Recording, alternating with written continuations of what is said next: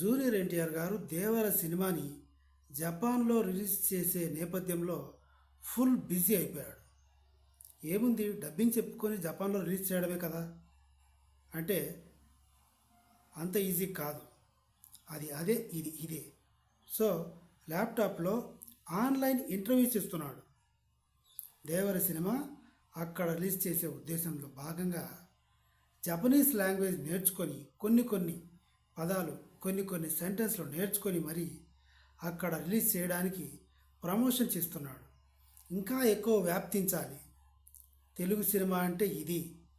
ఒక Hollywood cinema director పేరు నాకు గుర్తు రావట్లేదు, కానీ ఏదో ఒక రోజు నేను బతుకున్న రోజుల్లో ఈ తారక్ అనే అతనితో సినిమా చేయాలి.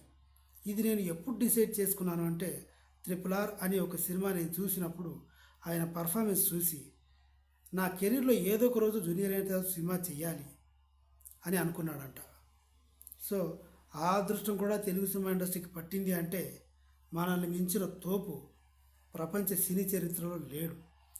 అండ్ ఈవెన్ ఇప్పటికీ కూడా RRR సినిమా, బాహుబలి, ఈ పెద్ద సినిమాలన్నీ ప్రపంచవ్యాప్తంగా రిలీజ్ అయ్యి కోట్లు కొల్లగొట్టాయి అంటే ఇవి మన జూనియర్ ఎన్టీఆర్, ప్రభాస్, జూనియర్ ఎన్టీఆర్ వీళ్ళకే ఈ క్రెడిట్స్ చెందుతాయి.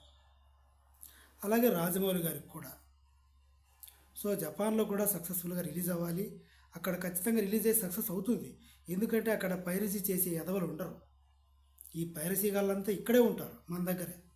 కాబట్టి నో ప్రాబ్లం. ప్రమోషన్స్ చేసినా చేయకున్నా అక్కడ బాగా ఆడుతుంది సినిమా. Thank you.